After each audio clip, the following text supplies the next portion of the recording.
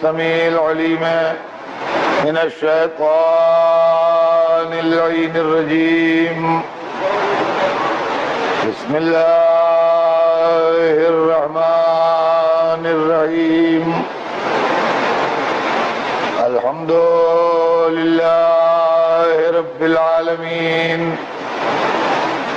والصلاة والسلام على سيدنا وشفيعنا أبي القاسم محمد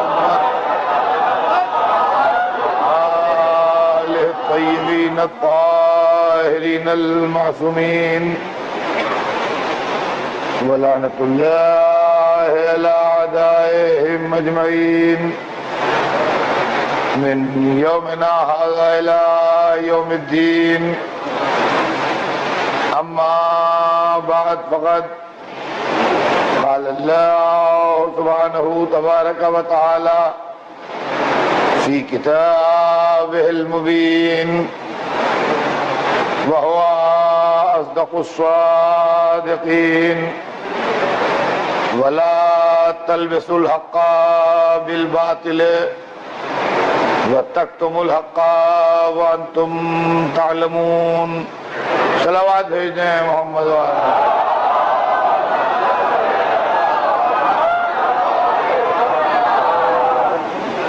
خداوند عالم قرآن مجید میں ارشاد فرما رہا ہے کہ اور حق کو باطل سے نہ ملاؤ اور حق کو نہ چھپاؤ جبکہ تم جانتے ہو، واقف ہو. تم عزیزان گرامی، ہمارا سلسلہ بیان معلوم ہے، ہمارے آپ کے درمیان ادھر 3-4 دن جو گفتگو رہی وہ یہ رہی کہ مذہب کیا ہے.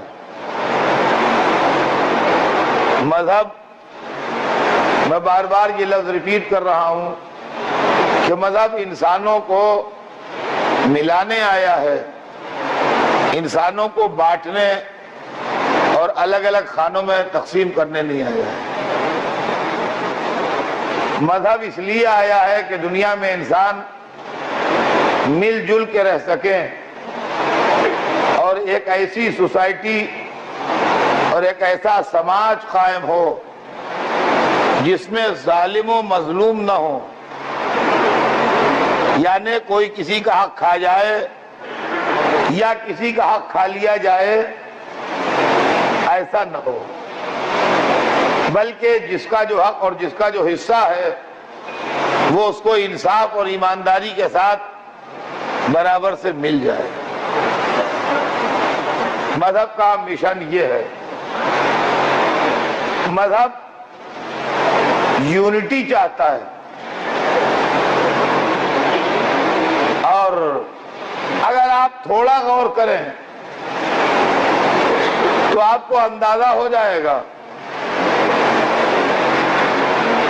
کہ جہاں سے قرآن پاک شروع ہو رہا ہے وہیں سے اتحاد اور یونٹی کی دعوت دی جا رہی ہے. قرآن شروع ہوتا ہے بسم اللہ الرحمن الرحیم. شروع کرتا ہوں اس اللہ کے نام سے جو رحمان اور رحیم ہے.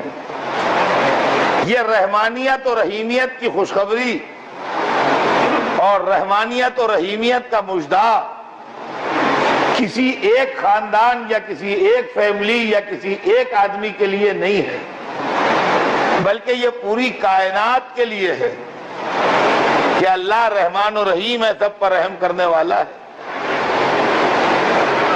اور اس کے جتنے بھی کرم ہیں وہ عام ہیں. سورج کی روشنی سب کے لیے ہے، ٹھنڈی ہوا سب کے لیے ہے، بہتے ہوئے دریا سب کے لیے ہیں، زمین کا دسترخوان سب کے لیے بچھا ہے، دنیا میں جو فیض ہیں وہ سب کے لیے ہیں. تو مذہب انسانوں کو سچائی کا راستہ بتانے آیا ہے، انسانوں کو الگ الگ بانٹنے نہیں آیا ہے۔ اب اس کے بعد دوسری آیت پڑھیے، بسم اللہ الرحمن الرحیم کے بعد کیا آیا ہے؟ بسم اللہ الرحمن الرحیم کے بعد قرآن کی دوسری آیت جو ہے وہ الحمدللہ رب العالمین، تمام تعریفیں، سارے پریز اس اللہ کے لیے ہیں جو تمام عالموں کا پالنے والا ہے۔ دیکھیے قرآن مجید میں یہ نہیں ہے کہ الحمدللہ رب المومنین، تمام تعریفیں اس اللہ کے لیے ہیں جو مومنوں کا پالنے والا ہے۔ الحمدللہ رب المسلمین، تمام تعریفیں اس اللہ کے لیے ہیں جو مسلمانوں کا پالنے والا ہے۔ نہیں، الحمدللہ رب العالمین، تمام تعریفیں اس اللہ کے لیے ہیں جو تمام عالموں کا پالنے والا ہے۔ تو معلوم ہے کہ مذہب جو ہے وہ صرف یہی دنیا نہیں بلکہ پوری کائنات کی یونٹی کا تصور پیش کر رہا ہے۔ خالی یہی دنیا نہیں، پوری کائنات کی یونٹی کا تصور پیش کر رہا ہے کہ ساری دنیا مل کے ایک ہو جائے، اور ایک کیسے ہو جائے؟ اس ایک اللہ کو مان کے۔ دیکھیں توحید خود ہم کو یونٹی کی طرف دعوت دے رہی ہے کہ اللہ ایک ہے، تو جب اللہ ایک ہے تو بندے ایک کیوں نہ ہو؟ اب اللہ تو ایک ہے مگر بندوں کو بانٹ دیا ملاؤں نے الگ الگ۔ غور فرمایا آپ نے؟ یہ بڑی پریشانی ہوئی۔ چنانچہ آج جو اسلام کا الزام ہے، مجھے لوگوں کے کیریکٹر سے بحث نہیں ہے، کس نے کیا کیا مجھے اس سے بحث نہیں ہے۔ میں ایک مسلمان ہونے کے ناطے اسلام کے ڈیفنس کا حق رکھتا ہوں، اور اس بات کو بتانے کا حق رکھتا ہوں پورا پورا کہ جو ریئل اسلام ہے اور جو اصلی اسلام ہے اس نے آدمیوں کے نفرت کا درس نہیں دیا، نفرت کا سبق نہیں سکھایا، ان نے پوری کائنات سے محبت کا سبق دیا ہے۔ یہ اور بات ہے کہ ہم نے سیاسی مقصد سے لوگوں کو خانوں میں ڈیوائیڈ کر کے اپنے فائدے اٹھائے اور اپنی حکومتیں چمکائیں، اس کے ذمہ دار ہم ہیں، اس کا ذمہ دار مذہب نہیں۔ تمام عالمین کا رب ہے۔ عزیزان گرامی، اگر آپ غور سے قرآن کو پڑھیں گے تو آپ کو اس بات کا اندازہ ہو جائے گا کہ قرآن ساری دنیا کو یونٹی کی دعوت دے رہا ہے، اور وہ لوگ جو قرآن کو کوٹ کرتے ہیں کہ اس نے نفرت سکھائی ہے، یا تو وہ نفرت کا پرچار کر رہے ہیں اور یا انہوں نے غور سے قرآن کو پڑھا نہیں ہے۔ دیکھیے دو باتیں ہیں، ہم دیکھتے ہیں انڈین ٹی وی پر بھی اور فارن کے ٹی وی پر بھی، یہاں یہ بات کہی جاتی ہے صاحب قرآن میں یہ آیت ہے، قرآن میں یہ آیت ہے، قرآن سے اتنا کم کر دیجئے، قرآن سے اتنا نکال دیجئے۔ اور افسوس کی بات یہ ہے کہ ہم لوگ چپ بیٹھے ہوئے ہیں، خاموش بیٹھے ہوئے ہیں۔ میں چیلنج دیتا ہوں جہاں میری آواز جا رہی ہے کہ جس کو قرآن کی کسی آیت پر کوئی اعتراض ہو، میں 10ویں محرم تک یعنی 2 مارچ تک اس شہر میں رہوں گا، وہ مجھ سے کانٹیکٹ کرے۔ قرآن اتنا لاوارث ابھی بھی نہیں ہوا ہے کہ جس کے جو منہ میں آئے بک جائے۔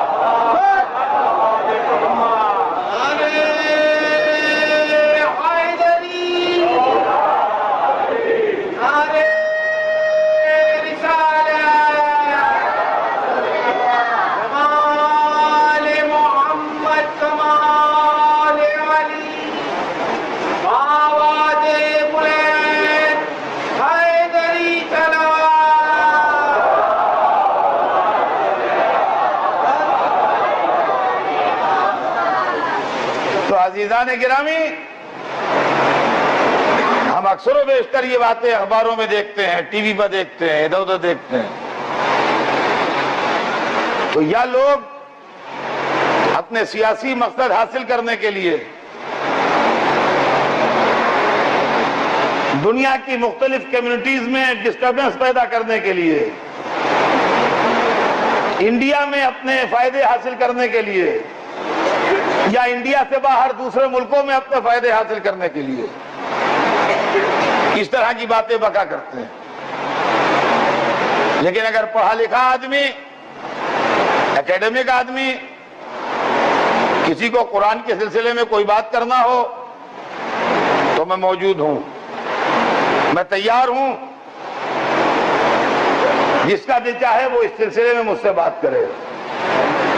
میرا دعویٰ ہے، پہلے میرا دعویٰ سن لیجئے، کہ قرآن نے نہ کسی کو برا کہا ہے، نہ نفرت کی تعلیم دی ہے، بلکہ قرآن نے اتحاد کی دعوت دی ہے، میل جول کی دعوت دی ہے، کو ایگزسٹنس اور مل جل کے رہنے کا سبق پڑھایا ہے۔ یہ قرآن کی ٹیچنگ ہے۔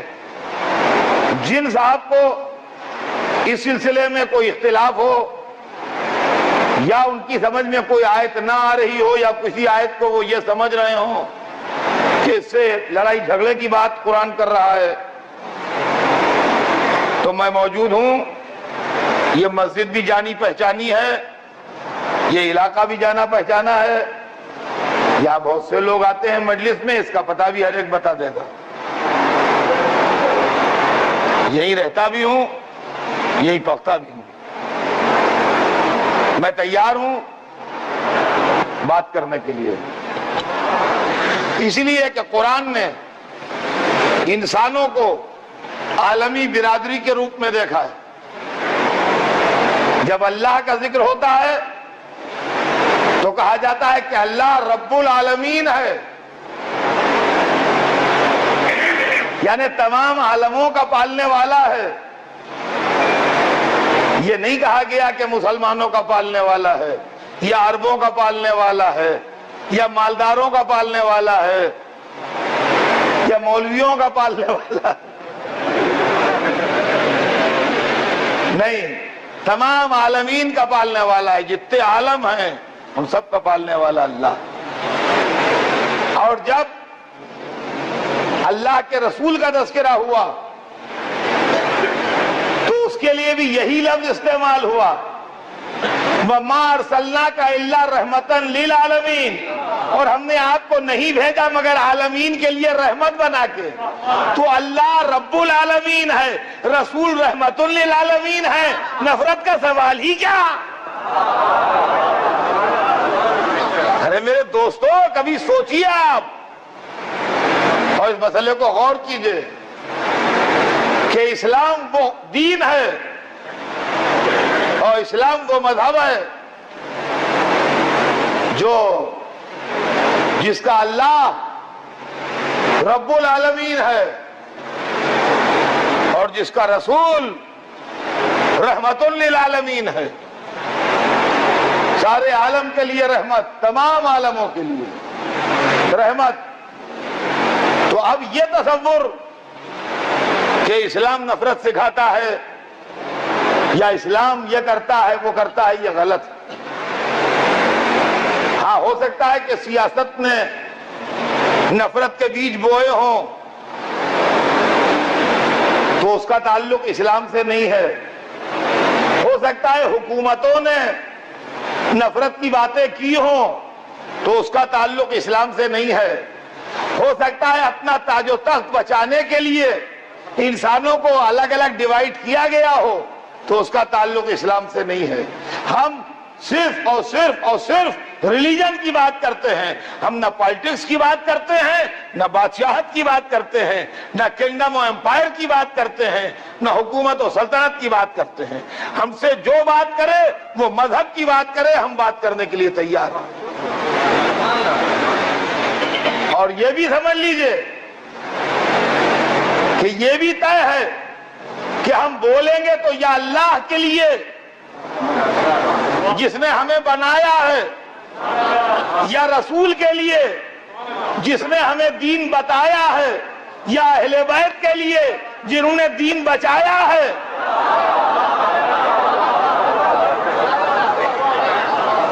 یہ سمجھ لیجئے، ہم یہ اپنے برادران اسلام بھی سن لیں اور دوسرے بھائی بھی سن لیں کہ بادشاہوں کے ڈیفنس کے لیے اس ممبر سے تقریر نہیں ہوگی، سلطنتوں کے بچاؤ کے لیے اس ممبر سے بات نہیں ہوگی۔ اس ممبر سے بات جب ہوگی یا اللہ کے لیے ہوگی، یا رسول کے لیے ہوگی، یا آل رسول کے لیے ہوگی، بس اس کے علاوہ اور کچھ نہیں۔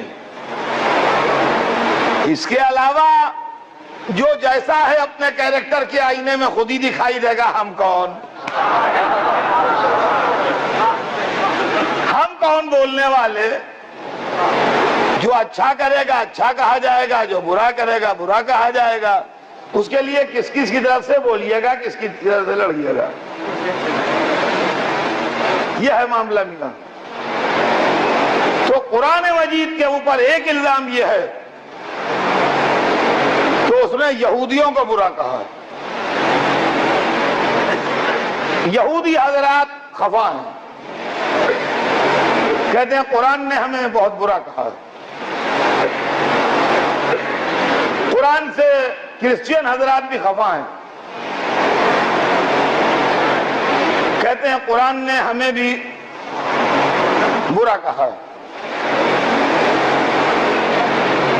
قرآن سے بہت سے نان مسلم بھی خفا ہیں، وہ کہتے ہیں قرآن نے ہمارے مارنے اور قتل کرنے کا حکم دیا ہے۔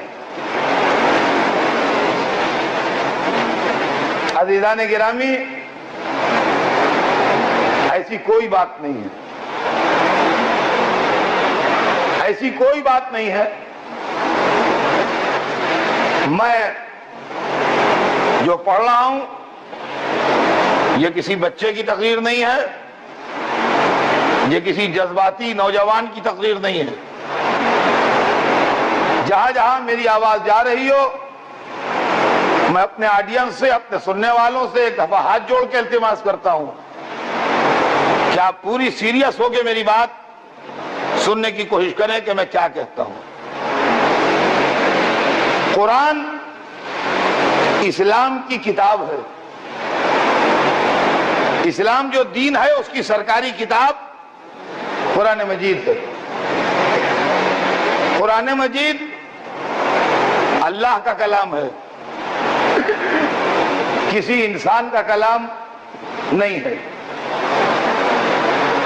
اللہ وہ ہے جو ہمارا خالق ہے، جس نے ہمیں بنایا ہے، جس نے ہمیں کریٹ کیا ہے، جس نے ہمیں زندگی بخشی ہے، وہ اللہ ہے۔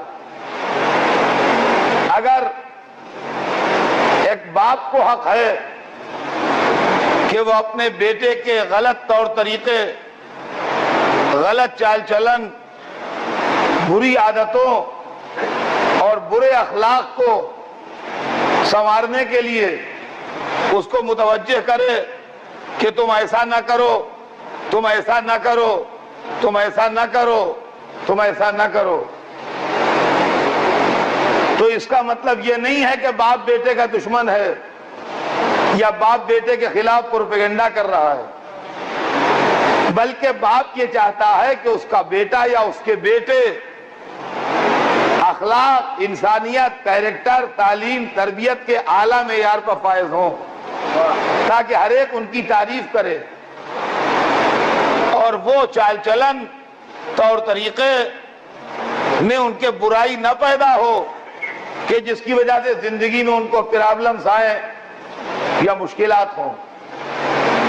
جس طرح ایک باپ حق رکھتا ہے اپنے بیٹوں کے طور طریقے کو سدھارنے کا اور ان کو بتانے کا کہ کیسے بنو، کیا اللہ کو اپنے بندوں کے لیے حق نہیں ہے کہ وہ بتائے کہ کیسے بنو.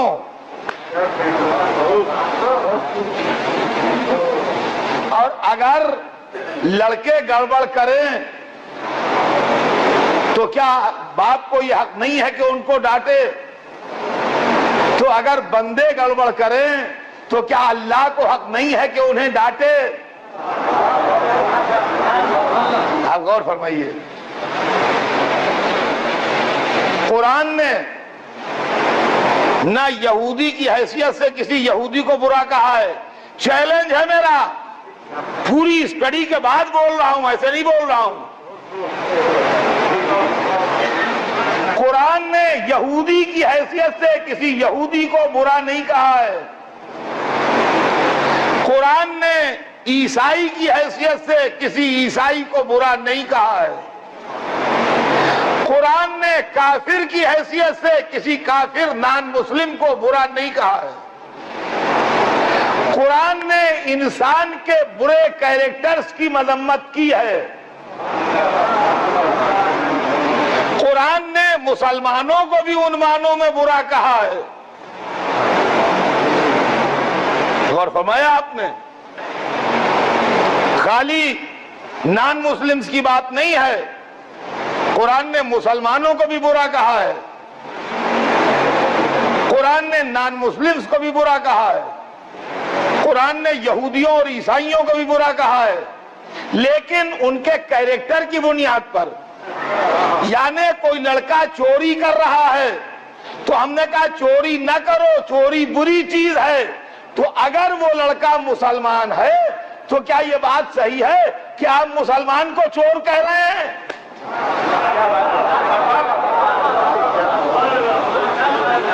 اگر کوئی جھوٹ بول رہا ہے اور کسی بڑے نے کہا کہ جھوٹ بولنا بری چیز ہے اور وہ آدمی کرسچین ہے جو جھوٹ بول رہا ہے، تو یہ کرسچینٹی کی برائی ہے کہ جھوٹ کی برائی ہے؟ اگر کوئی رشوت کھا رہا ہے اور ہم نے کہا رشوت لینا بری چیز ہے اور وہ جو رشوت لے رہا ہے وہ یہودی ہے، تو یہ یہودی کی برائی ہے کہ رشوت کی برائی ہے؟ آپ غور فرمائیے.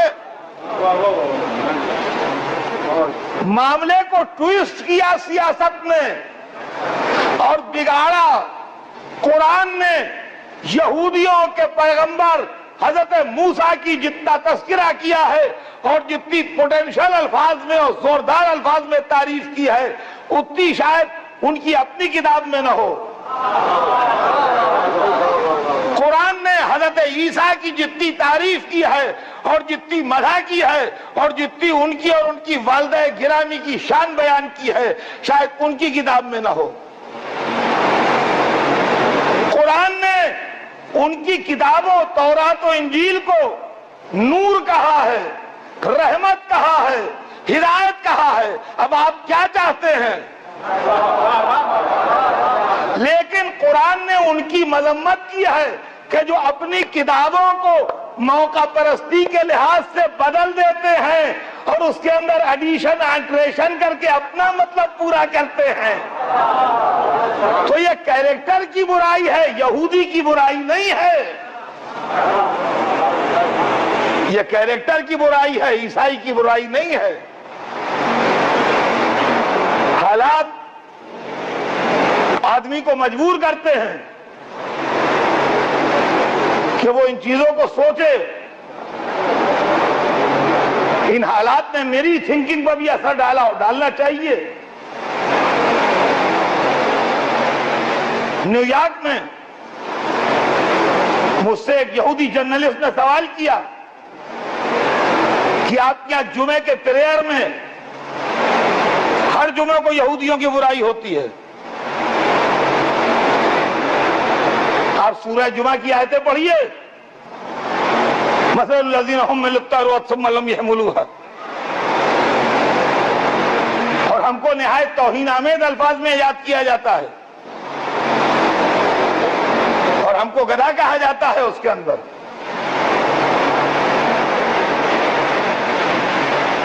میں نے کہا آپ غلط سمجھے، سورہ جمعہ میں کسی یہودی کی برائی نہیں ہے. اللہ اللہ خالق ہے یہودیوں کا بھی مسلمانوں کا بھی. باپ بیٹے کے لیے کتابیں منگواتا ہے, استاد بھیجتا ہے, پڑھانے کی کوشش کرتا ہے, لڑکا پڑھ کے نہیں دیتا, باپ کہتا ہے بالکل گدھا ہے, یہ کچھ پڑھا ہی نہیں.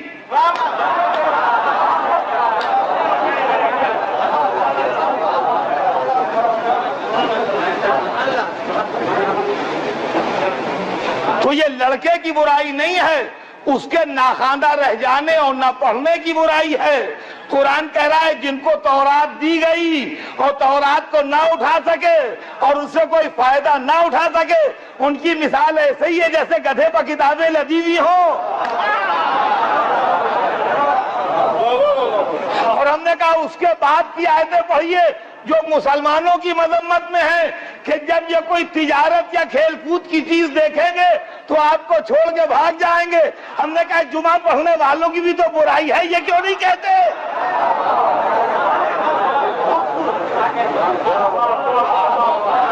ارے بھائی مسلمانوں کو وہی تو قرآن کمنٹ کر رہا ہے, تو یہودیوں کے نہ پڑھنے کی عادت پر کمنٹ ہے اور مسلمانوں کے عبادت پر, تجارت اور کھیل کود کے پریفرنس کی عادت کے اوپر کمنٹ ہے. تو جس قرآن کے سورے میں یہودی کو برا کہا جا رہا ہے اسی میں مسلمان کو برا کہا جا رہا ہے. لیکن فیکٹ یہ ہے کہ نہ یہودی کو برا کہا جا رہا ہے نہ مسلمان کو برا کہا جا رہا ہے, بلکہ غلط کیریکٹر کو برا کہا جا رہا ہے. غور فرمایا آپ نے؟ اس مسئلے کو سمجھیے.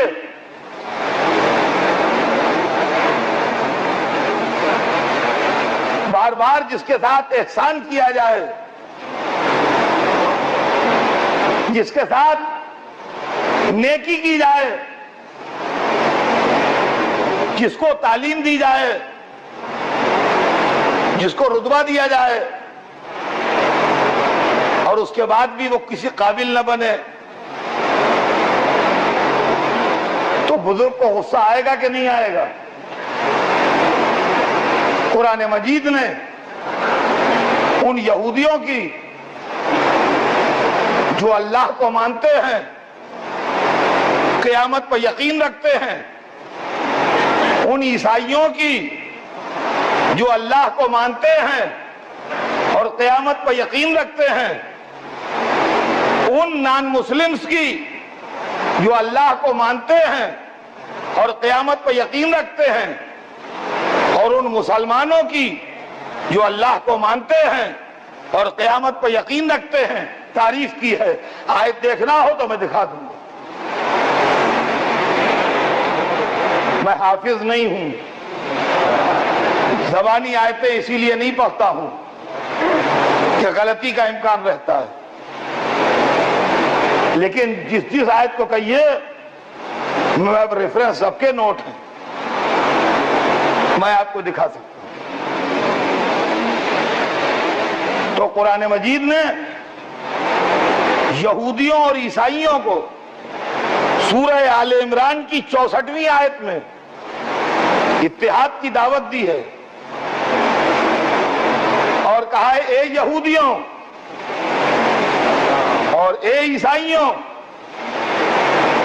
جب ہم تم سب ایک اللہ کے ماننے والے ہیں تو اس کامن ایجنڈے کے اوپر ایک کیوں نہیں ہو جاتے؟ تو اسلام نے نفرت کا بیج نہیں بویا. جن لوگوں نے اسلام کی آواز پر لبیک نہیں کہی, پوچھئے ان سے کہ آپ کیوں نہیں آئے. نان مسلمز کا بھی یہی معاملہ ہے, جو کہتے ہیں کہ صاحب قرآن نے نان مسلمز کے خلاف کہا ہے. بالکل غلط. قرآن نے نان مسلمز کے خلاف کچھ نہیں کہا ہے. قرآن نے نان مسلمز کے خلاف کچھ نہیں کہا ہے. اس کی وجہ ہے, اس کی وجہ یہ ہے کہ مذہب کی پالیسی میں زبردستی نہیں ہے. مذہب کی پالیسی یہ ہے کہ لا اکراہ فی الدین, دین کے معاملے میں جبر نہیں ہے. غور کیا آپ نے؟ یہ اصول یاد رکھیے، اور جہاں جہاں میری آواز جا رہی ہو وہاں جو نوجوان سن رہے ہو وہ اس کو پوائنٹ بنا کے نوٹ کر لیں دماغ میں کہ مذہب کی ڈیفینیشن یہ ہے کہ لا اکراہ فی الدین قد تبین الرشد من الغی. دین کے معاملے میں کوئی جبر نہیں ہے، ہدایت کے راستے کو گمراہی کے راستے سے الگ کر کے بتا دیا گیا. مذہب نے یہ بتا دیا کہ یہ ہدایت کا راستہ ہے، یہ گمراہی کا راستہ ہے. اب تمہیں اختیار ہے، چاہے ہدایت کے راستے پہ جاؤ چاہے گمراہی کے راستے پہ جاؤ. غور کر رہے ہیں آپ؟ تو اب کسی کو زبردستی کلمہ پڑھوانا، کسی کو زبردستی مسلمان بنانا، کسی سے مار پیٹ کے یہ کہلوانا کہ کہو اللہ ایک ہے، یہ اسلامی اسپرٹ کے خلاف ہے، لا اکراہ فی الدین کے پالیسی کے خلاف ہے. اس لیے کہ آدمی اگر اپنی خوشی سے کلمہ پڑھتا ہے تب تو ٹھیک ہے، لیکن ڈرا کے، دھمکا کے، لالچ دے کے، پیسے دے کے، آنکھیں دکھا کے، چمکار کے کلمہ پڑھانا اسلامی اسپرٹ نہیں ہے. چنانچہ رسول اللہ کی حیات مبارک میں جب تک آپ مکے میں رہے اس وقت تک بھی آپ نے مذہب کو ایک تھیوری کی طرح پیش کیا، جس کا دل چاہا مانا اور جس کا دل چاہا اس نے نہیں مانا. جب مدینے میں آئے اور ماننے والے بڑھ گئے اور طاقت نے بھی قدم چومے اور پاور بھی آ گیا تو مذہب بدل دوں.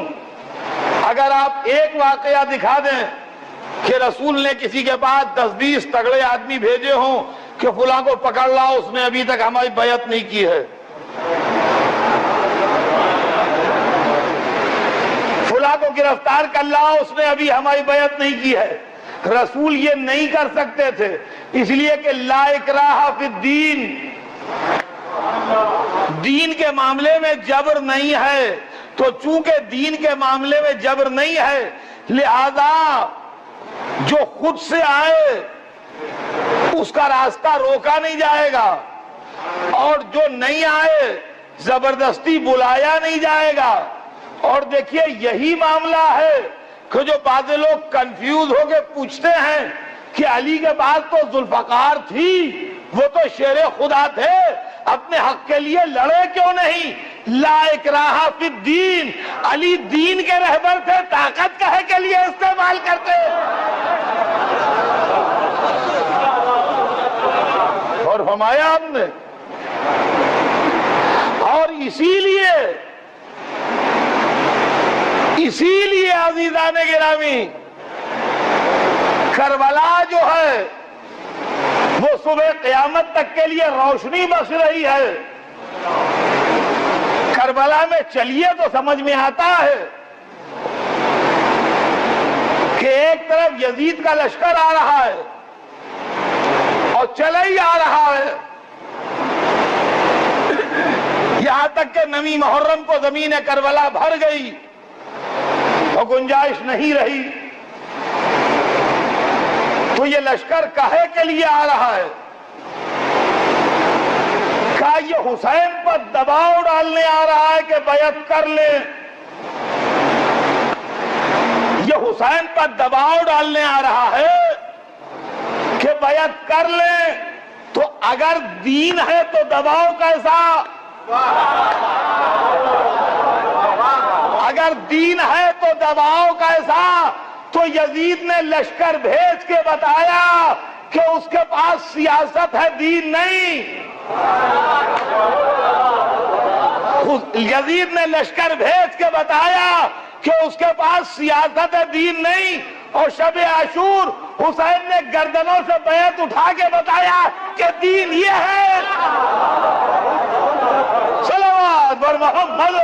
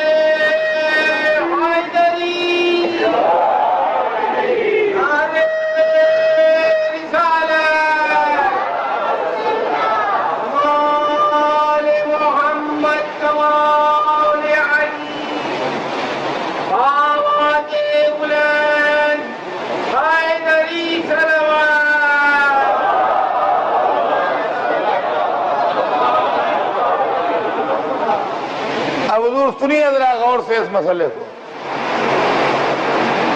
کہ اسلام نے کیریکٹر پر کمنٹ کیا ہے، یہودیوں پر نہیں. اسلام نے کیریکٹر کو، غلط کیریکٹر کو برا کہا ہے، عیسائیوں کو نہیں. اسلام نے غلط کیریکٹر کو برا کہا ہے، مسلمانوں کو نہیں. جہاں مسلمانوں نے کوئی غلطی کی ہے قرآن نے وہاں ٹوکا ہے. لا ترفعوا اصواتکم فوق صوت النبی، رسول کی آواز پر آواز اونچی نہ کیا کرو. یہ کس سے کہا ہے؟ نہ یہودی سے کہا ہے، نہ نصرانی سے کہا ہے، نہ کافر سے کہا ہے، مسلمان سے کہا ہے. لا تقولوا رائنا، یہ ڈبل معنوں والا لفظ جس کے ایک معنی خراب نکلتے ہیں، رسول کے سامنے نہ بولا کرو. یہ کس سے کہا ہے؟ مسلمانوں سے کہا ہے. سورہ منافقون جو ہے وہ انہی لوگوں کے لیے ہے جو دعویٰ اسلام کر رہے تھے، نہ یہودیوں کے لیے، نہ عیسائیوں کے لیے، نہ کافروں کے لیے. اب آئیے یہودی اور عیسائی چھوڑیے، نان مسلم دوسرے جو یہودی عیسائی نہیں ہیں، ان کے لیے بھی قرآن نے صاف صاف کہا ہے تم اپنے گھر خوش رہو، ہم اپنے گھر خوش رہیں. قرآن میں پورا سورہ موجود ہے. جو لوگ اسلام پر کمنٹ کرتے ہیں ان کی نظر اس سورے پہ شاید پڑتی نہیں ہے. بسم اللہ الرحمن الرحیم کے بعد ارشاد ہوا قل یا ایھا الکافرون، کہہ دیجئے کہ اے کافروں. صاف صاف کافروں کا لفظ ہے کہ نہیں؟ کہہ دیجئے اے کافروں لا اعبد ما تعبدون، ہم اس کی عبادت نہیں کرتے جس کی تم کرتے ہو. ولا انتم عابدون ما اعبد، اور نہ تم اس کی عبادت کرتے ہو جس کی ہم کرتے ہیں. ولا انا اعبد ما عبدتم، اور نہ ہم اس کی عبادت کرتے ہیں جس کی تم کرتے ہو. ولا انتم عابدون ما اعبد، اور نہ تم اس کی عبادت کرتے ہو جس کی ہم کرتے ہیں. تو ان 4 آیتوں میں تو پرابلم ڈسکس ہوئی. 2 بار ایک بات کو ریپیٹ اس لیے کیا کہ سمجھ میں آ جائے کہ وہ جس کو تم مانتے ہو ہم نہیں مانتے، جس کو ہم مانتے ہیں تم نہیں مانتے، جس کے آگے تم سر جھکاتے ہو ہم نہیں جھکاتے، جس کے آگے ہم جھکاتے ہیں تم نہیں جھکاتے. تو اب ریزلٹ کیا ہو؟ لڑائی ہو، مار پیٹ ہو، جو تگڑا ہو وہ دوسرے کا گلا کاٹ لے، ہو کیا؟ نہیں تو قرآن نے اس کا فیصلہ سنا دیا لکم دینکم ولی دین، تم اپنے دین پر رہو، ہم اپنے دین پر رہو، تم اپنے گھر خوش، ہم اپنے گھر خوش، جو تمہاری سمجھ میں آتا ہے تم مانو، جو ہماری سمجھ میں آتا ہے ہم مانو۔ اب اس کے آگے آپ کو ایگزسٹنس کیا چاہتے ہیں وہ بتائیے؟ بھائی تم اپنے گھر خوش رہو، ہم اپنے گھر خوش رہے، جس کو تم مانتے ہو تم مانو، جس کو ہم مانتے ہیں ہم مانو۔ اب اور کیا چاہیے آپ کو؟ کہا نہیں، قرآن میں وہ آیتیں جو ہیں کہ فَاقْتُلُوهُمْ حَيْثُ وَجَدتُّمُوهُمْ، جہاں ملے مار ڈالو،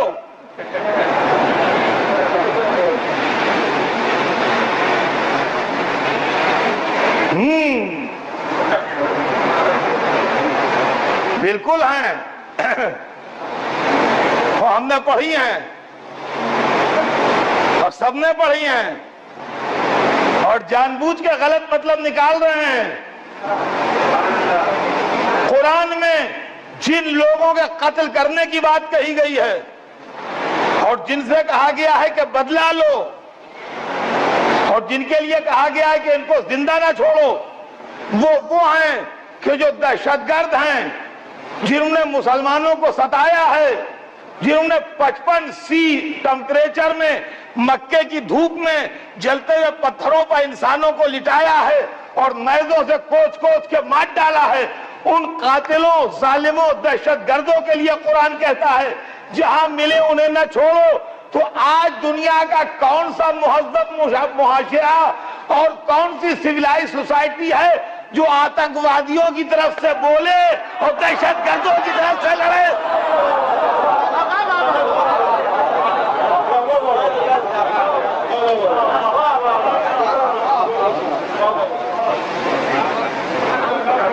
سوال یہ پیدا ہوتا ہے، جنہوں نے آتنکواد کیا،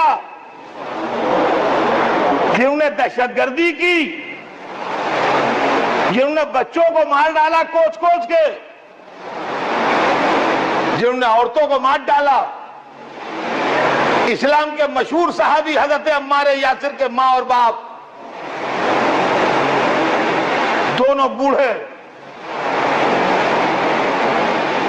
اور دونوں کو مکے میں عین دوپہر میں پتھروں پر لٹا دیا، وہ پتھر جو توے کی طرح جل رہے تھے، اور ان مجبور انسانوں کو نیزوں سے کوچ کوچ کے مار ڈالا۔ آپ حمایت میں بولیں گے ان کی؟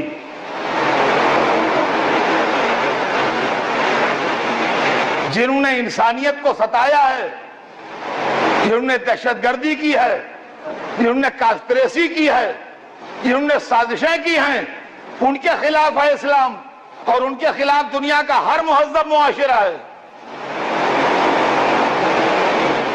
دنیا کی ہر سویلائز سوسائٹی اس کے خلاف ہے۔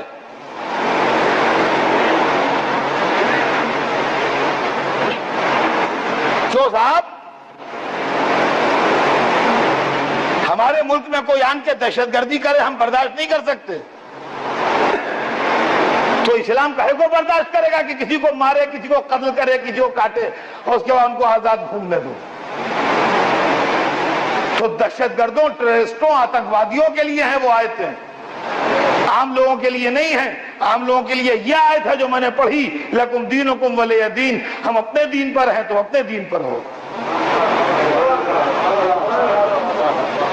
اور ان دہشت گردوں کے واسطے بھی قرآن نے گنجائش رکھی ہے کہ اگر وہ توبہ کر لیں تو معاف کر دو، اگر وہ وعدہ کریں اپنی حرکتیں چھوڑنے کا تو ان کو معاف کر دو۔ اسلام کا دل بہت بڑا ہے، اس کے بعد بھی قرآن مجید میں ان ظالموں اور قاتلوں کے لیے معافی کی بات آئی ہے۔ تو عزیزان گرامی، ظالموں کے لیے کوئی مہذب سوسائٹی، قاتلوں کے لیے کوئی اچھا معاشرہ، آتنکوادیوں کے لیے کوئی اچھی گورنمنٹ نرم گوشہ دکھانے کے لیے تیار نہیں ہے۔ تو اسلام سے کیا ڈیمانڈ ہے آپ کی؟ جن لوگوں نے کانسپریسیاں کی، جنہوں نے مارا پیٹا، جنہوں نے قتل کیا، جنہوں نے 12 برس تک ستایا، اس کے بعد لشکر لے کے آئے، اس کے بعد آن کے ڈسٹرب کیا. ان کے واسطے وہ آئے تھے. آپ ہر ایک کے لیے کیوں کہہ رہے ہیں؟ یہ ہر ایک کے واسطے آئے تھے نہیں ہیں عزیزان گرامی، یہ مخصوص لوگوں کے واسطے آئے تھے. اب اگر کچھ لوگوں کو اسی میں دلچسپی ہے کہ نہیں ہم ظالموں ہی کی طرفداری کریں گے، ہم قاتلوں ہی کی طرفداری کریں گے، تو عزیزان گرامی اس کا تو دنیا میں کوئی جواب نہیں ہے. جیسے آج تک دنیا میں ایک طبقہ ہے جو یزید کی حمایت کرتا ہے، آج تک دنیا میں ایک طبقہ ہے جو یزید کی حمایت کرتا ہے، تو اب یہ تو دنیا میں ہمیشہ ایسے لوگ رہیں گے، اور جب ایسے لوگ رہیں گے تو ایسے لوگوں کے خلاف لڑائی بھی چھڑی رہے گی.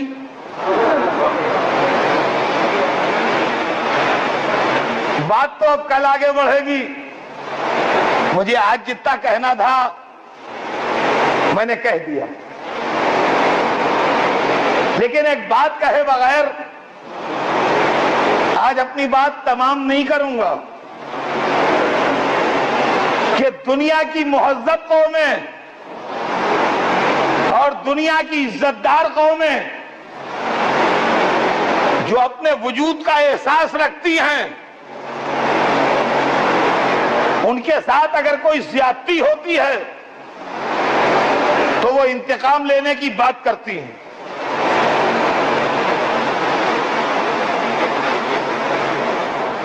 دیکھیے، دو معیار نہ رکھیے، ڈبل اسٹینڈرڈ نہ رکھیے، ایک ہی رکھیے.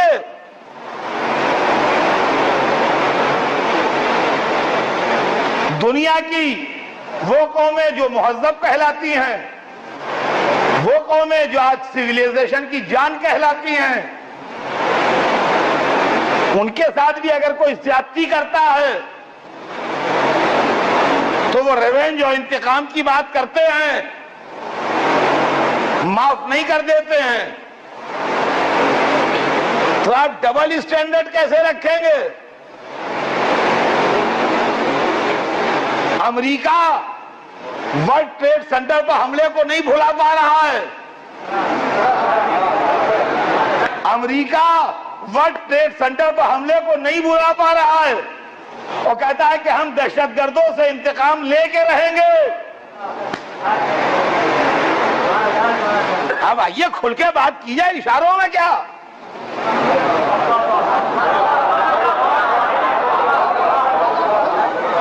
امریکہ ورلڈ ٹریڈ سینٹر پر حملے کو نہیں بھلا پا رہا ہے، وہ کہہ رہا ہے کہ ہم آتنکوادیوں سے، دہشت گردوں سے بدلہ لیں گے اور ہم نے وار اگینسٹ ٹیرر چھیڑ دی ہے. تو اگر امریکہ ایک مہذب قوم کی حیثیت سے ورلڈ ٹریڈ سینٹر پر حملے کو نہیں بھلا سکتا تو ہم ایک مہذب قوم کی حیثیت سے حسین ابن علی کے گھر پر حملے کو کیسے بھلا سکتا؟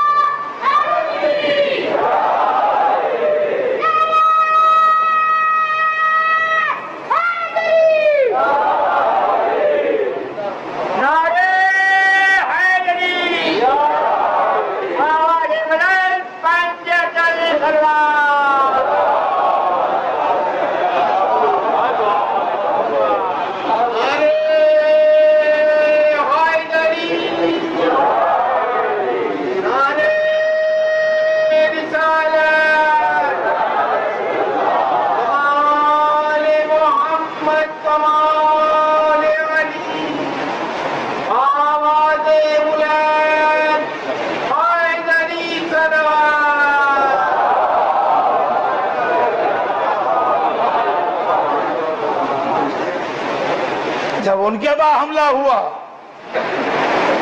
تو انہوں نے اسلحے کی مدد سے وار چھیڑی. ہم پر جب حملہ ہوا تو ہمارے پاس اسلحہ نہیں تھا اور کسی وجہ سے ہم اسلحے کی مدد سے وار چھیڑنا بھی نہیں چاہتے تھے, لیکن ظلم کے خلاف ہمارا وار بھی 1400 برس سے جاری ہے, آنسوؤں کے ذریعے, ماتم کے ذریعے, عزاداری کے ذریعے. یہ محرم بھی ایک وار ہے ٹیررزم کے خلاف, ظلم کے خلاف, ناانصافی کے خلاف, مذہبی دہشت گردی کے خلاف, مذہب کو ملوکیت میں بدلنے کے خلاف. اور 1400 برس سے اس وار میں ہمیں کامیابی حاصل ہو رہی ہے, اس لیے کہ اسی کے ذریعے سے ہم اسلام کا ڈیفنس کر رہے ہیں. ان شہیدوں کی یاد, ان بے کسوں کی یاد, ان پیاسوں کی یاد جن کو ظالموں نے کربلا میں ایک دوپہر میں گھیر کے مار ڈالا. کس کا تذکرہ کروں آج, کس کی مظلومی کی داستان سناؤں؟ حضرت مسلم کے ان 2 بچوں کی یاد دلاؤں جو اپنے ماں باپ سے بچھڑ کے حارث ملعون کی تلوار کا شکار ہوئے کوفے میں, یا شہزادی زینب کے ان 2 بیٹوں کا تذکرہ کروں جو اپنے ماموں کے اوپر قربان ہو گئے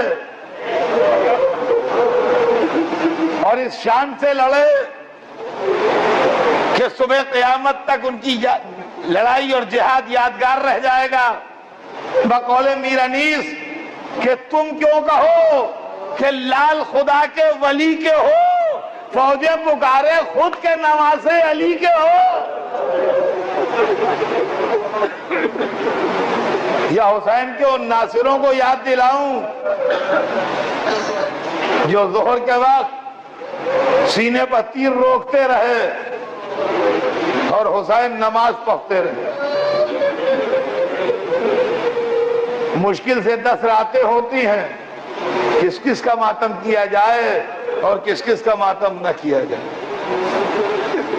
جب دن ڈھلتے ڈھلتے ظہر کا وقت آیا, قیامت کی لڑائی ہو رہی تھی, مگر اللہ را انصار حسین کا اطمینان کہ ابو سبامہ سیداوی نے ہاتھ جوڑے, یا ابا عبداللہ دل چاہتا ہے ایک نماز اور آپ کے ہمراہ پڑھ لیں. ہاں, انہی لوگوں نے تو نماز کو زندہ کیا ہے. حسین نے آسمان کو دیکھا, کا نام ہذا اول وقتہا, بے شک سعید ابو سبامہ یہ اول وقت ہے, خدا تمہیں نماز گزاروں میں شامل کرے. ان سے کہو اتنی دیر لڑائی روک لے کہ ہم نماز پڑھ لیں. دشمن کے لشکر سے لڑائی روکنے کو کہا گیا, ظالموں نے جواب بدتمیزی سے دیا. حسین کا بچپن کا دوست حبیب بے قابو ہو,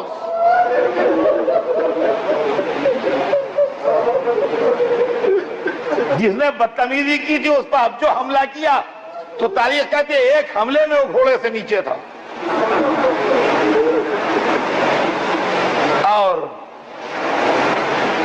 ادھر 2 سپاہی سعید ابن عبداللہ اور زہیر قین سینہ تان کے کھڑے ہو گئے. حسین نے نماز شروع کر دی, صفیں پیچھے بن گئیں. اب جتنے بھی تھے اس وقت تھوڑے رہ گئے تھے, مگر پھر بھی صف تو بنی. صف تو بنی تو سب تو نماز فرض پڑھ رہے تھے, مگر جو حسین کے آگے کھڑے تھے وہ نماز عشق پڑھ رہے. سعید ابن عبداللہ اور زہیر قین کھڑے سینے پر تیر روک رہے. نماز تمام ہوئی, سعید کے سینے میں 17 تیر لگ گئے تھے. ایک دفعہ ہاتھ جوڑے، مولا مجھ سے راضی ہوئے؟ کہا ہاں سعید میں تجھ سے راضی ہوں۔ میں یہ سننا تھا کہ فوراً گرے روح گلشن جنت کو پرواز کر گئی۔ بندہ نواز آقا میت پر بیٹھ گیا، اپنے ہاتھ سے ایک ایک تیر نکالنا شروع کیا۔ میں کہوں گا مولا یہ امتحان ظہر ہے، سعید کے سینے سے تیر نکل رہے ہیں۔ امتحان اصل آیا تو علی اکبر کے کلیجے سے برچھی نکالی، علی اصغر کے گلے سے تیر نکالا، عباس کے لاشے پر علی اصغر کی نمی تربت بنائی، کبھی لاش اٹھائی کبھی رو دیے، اسی شغل میں شاد